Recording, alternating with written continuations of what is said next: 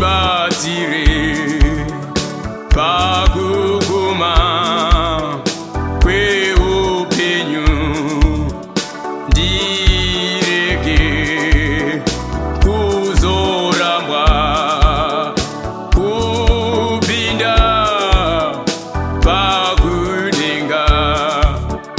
Wedenga ndibatsire pakuguma kweupenyu, ndirege kuzorambwa kupinda pakudenga. Wedenga Jesu ndibatsire ndiwanikwe ndiri mamuri. Wedenga Jesu mwariga ndiwanikwe ndiri mamuri.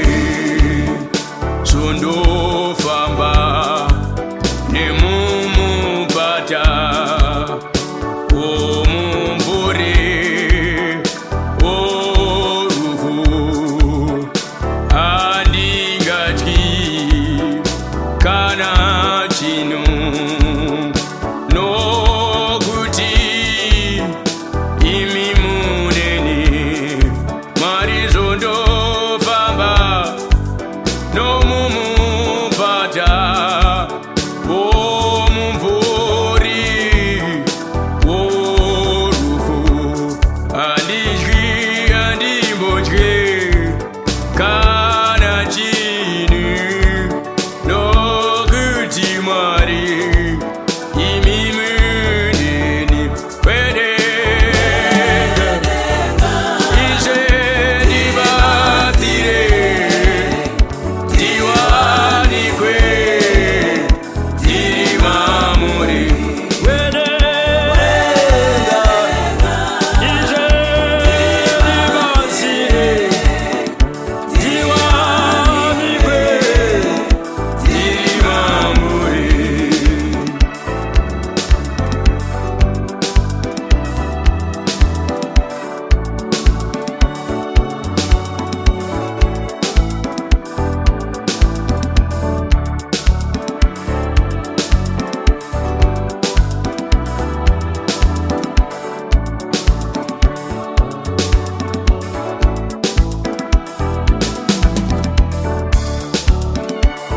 Pakukwira pakudzika munzira inorema, Mwari